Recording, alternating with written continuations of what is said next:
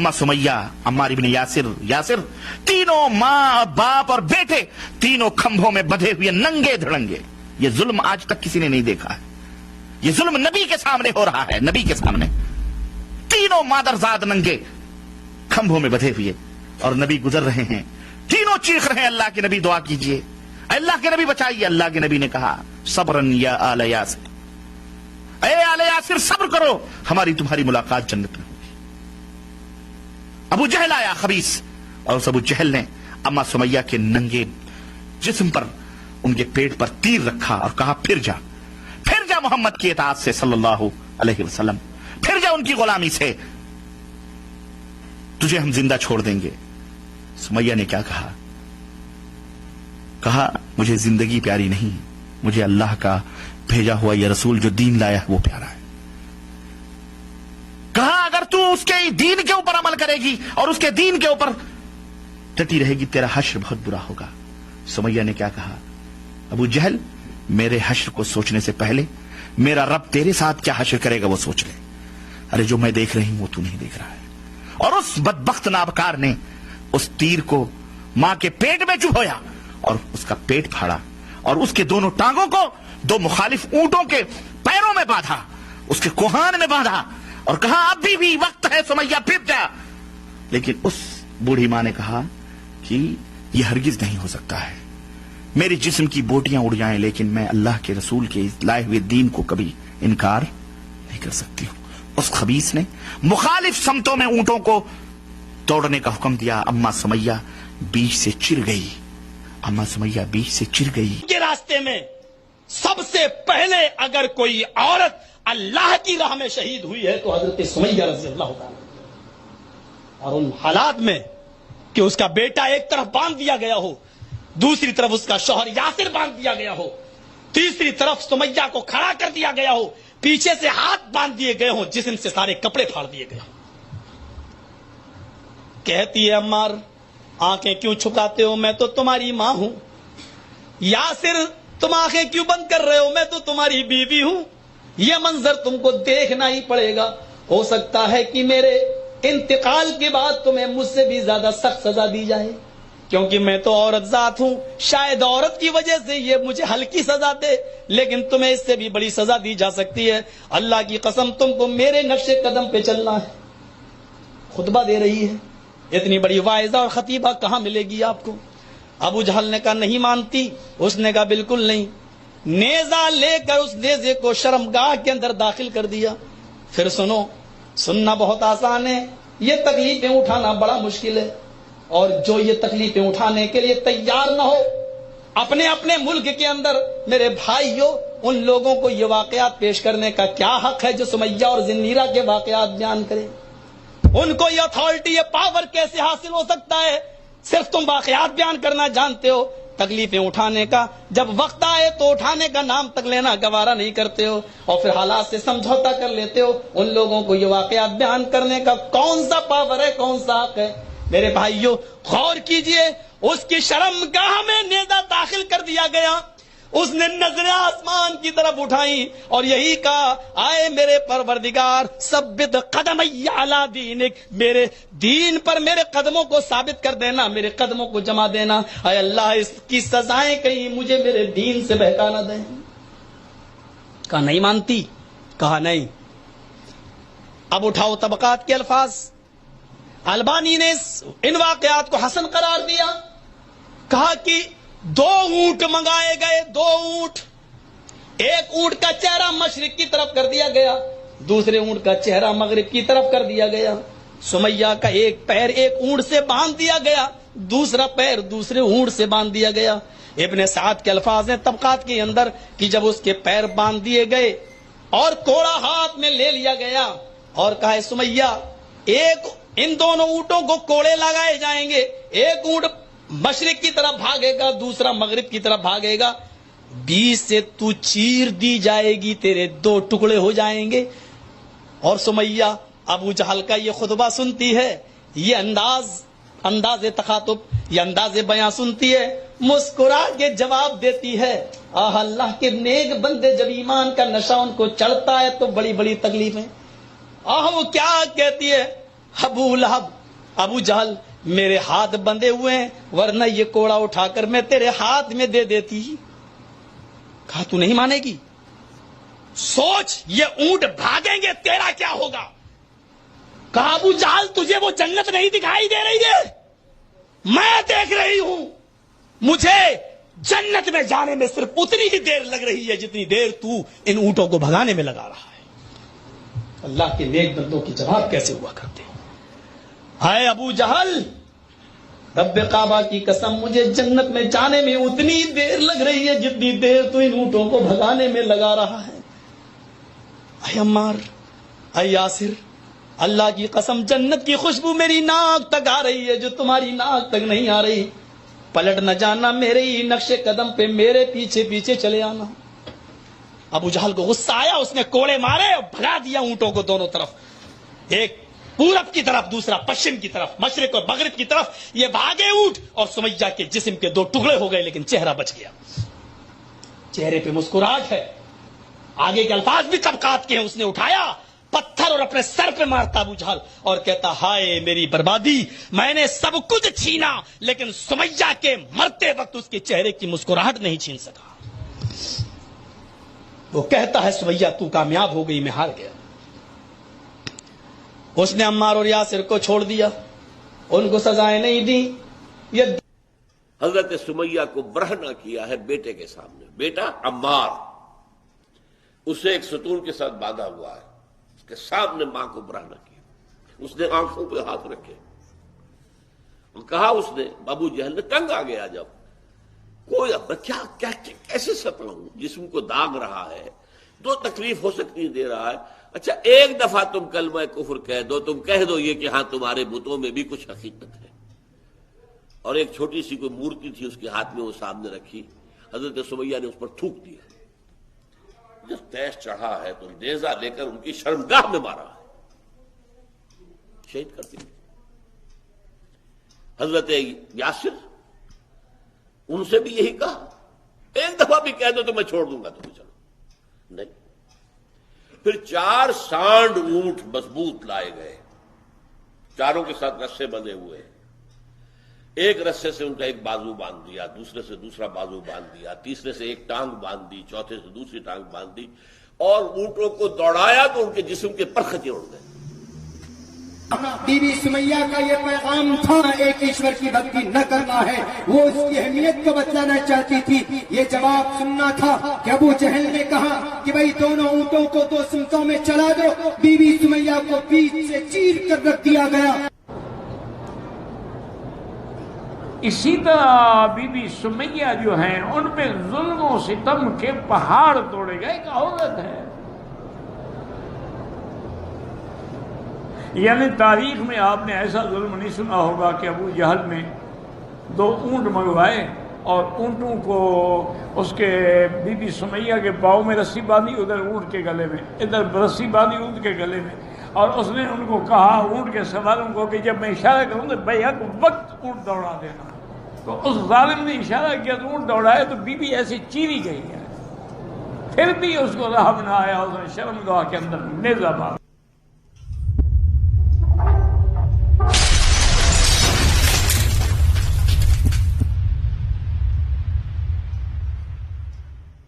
السلام علیکم ورحمۃ اللہ وبرکاتہ.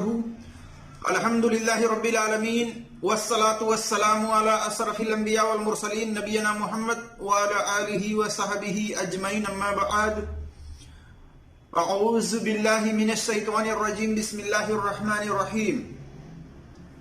قال اللہ تبارک وتعالی فی قرآن المجید: یا ایہا الذین آمنوا ان جاءکم فاسق بنبأ فتبینوا ان تصیبوا قوما بجہالۃ فتصبحوا علی ما فعلتم نادمین. وقال نبی صلی اللہ علیہ وسلم: من کذب علی متعمدا فلیتبوأ مقعدہ من النار. رب اشرح لی صدری ویسر لی امری واحلل عقدۃ من لسانی یفقہوا قولی. رب زدنی علما. میرے جس دوستوں اور بھائیوں اور میری اسلامی خواتین و حضرات، اللہ تبارک و تعالیٰ کی توفیق سے میں آپ کے سامنے ان مولوی حضرات کے باتوں کی چھان بین کر کے اور یہ بتانا چاہوں گا کہ ان مولوی حضرات کے بیان میں کتنی سچائی ہے. سمیہ رضی اللہ تعالی عنہا کی شہادت کے تعلق سے اللہ تبارک و تعالی سے دعا ہے کہ اللہ تبارک و تعالی ہمیں حق بات اور سچ بات کہنے کی توفیق عطا فرمائے، اور جو ہم سے لفظی طور پر کہنے میں خطائیں ہوں اللہ تبارک و تعالی اس کو معاف فرمائے، آمین یا رب العالمین. میرے عزیز دوستوں اور بھائیوں اور میری اسلامی خواتین و حضرات، جیسا کہ آپ جانتے ہیں اکثر و بیشتر مولوی حضرات جب استقامت کے موضوع پر بیان کرتے ہیں، دین پر ثابت قدمی کی بات کرتے ہیں، ایمان کی حفاظت کی بات کرتے ہیں، تو اس کے اندر سمیہ رضی اللہ تعالی عنہا کا بھی ذکر کرتے ہیں. اور ہم نے خود انہی کی باتوں کو سن کر کے کسی بیان کے اندر ہم نے یہ بات بھی کہی تھی سمیہ رضی اللہ تعالی عنہا کے تعلق سے. لیکن جب ہم نے اس واقعات کی جانچ پڑتال کی، چھان بین کی باریکی سے، تو پتہ چلا کہ یہ جو مولوی حضرات اس طرح سے بیان کرتے ہیں اس کی سند صحیح نہیں ہے.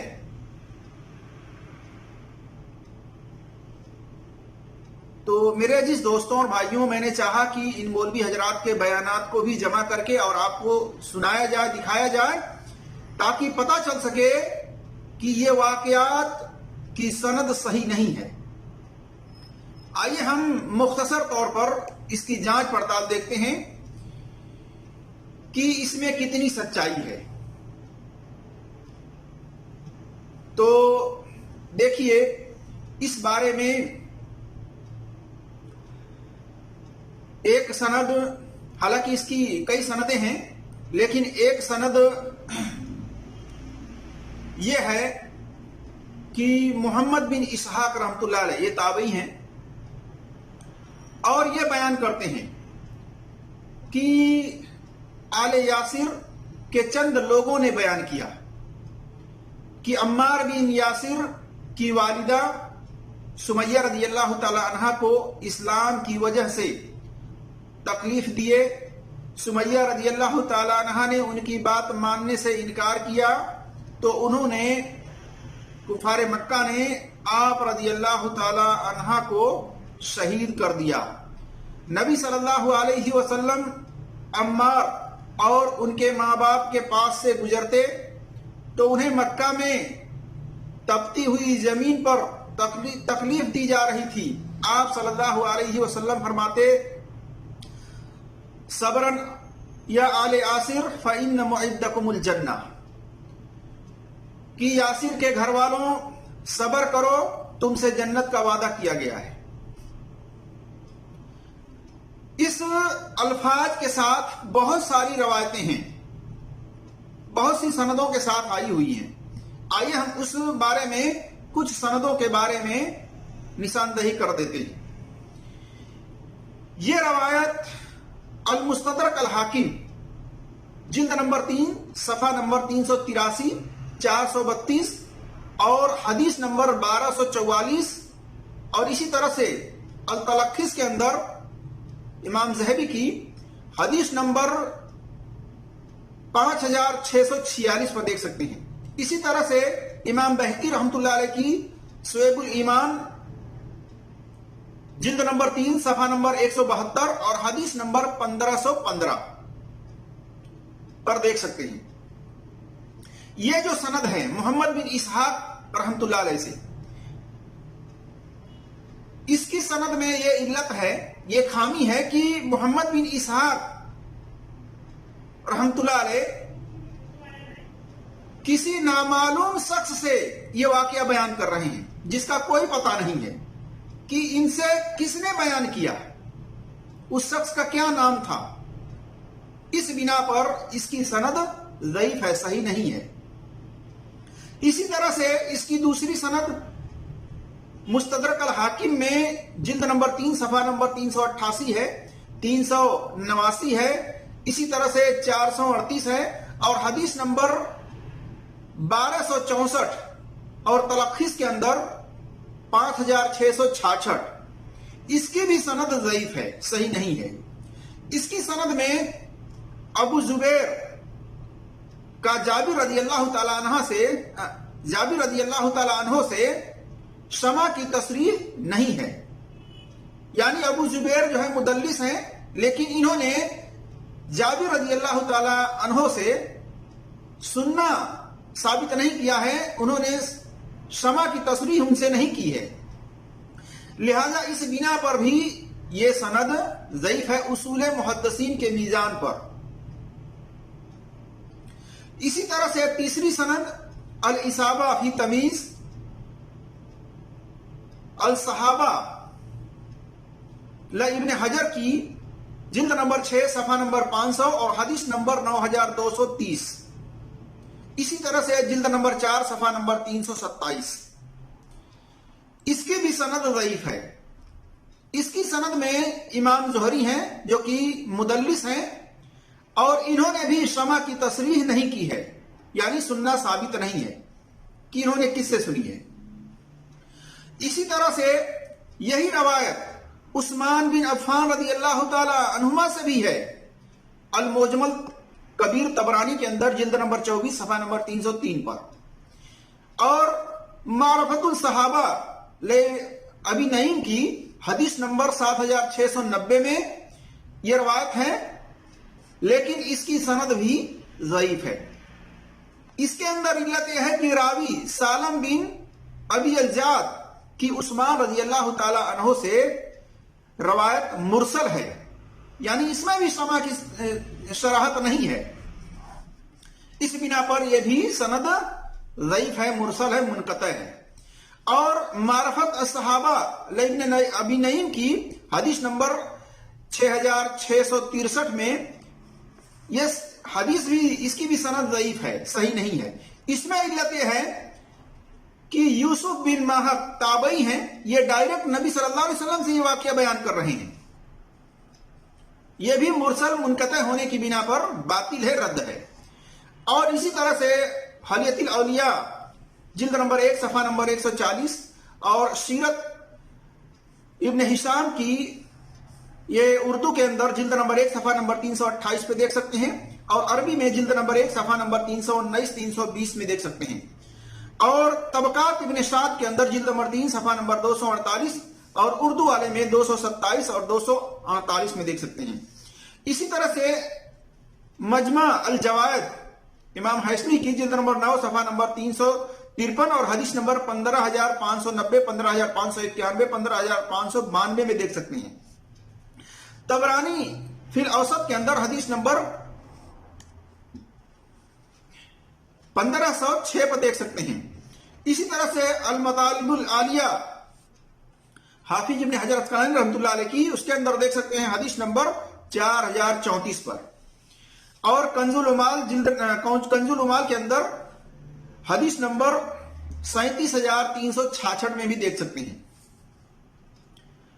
اور اسی طرح سے اردو والے میں مسند احمد کی جلد نمبر 11 صفحہ نمبر 265 266 267، اسی طرح سے حدیث نمبر 11852 11856 میں بھی دیکھ سکتے ہیں، اور عربی میں جلد نمبر 1 صفحہ نمبر 492 اور حدیث نمبر 3693 اور 439 میں دیکھ سکتے ہیں۔ اس کی بھی سند مرسل اور منقطع ہونے کی بنا پر ضعیف ہے، وہاں پر دیکھ سکتے ہیں ضعیف سند سے لکھا ہوا ہے۔ اسی طرح سے مصنف ابن ابی شیبہ جلد نمبر 12 صفحہ نمبر 119، طبرانی فی الکبیر کے اندر بھی دیکھ سکتے ہیں 10072 وغیرہ پر۔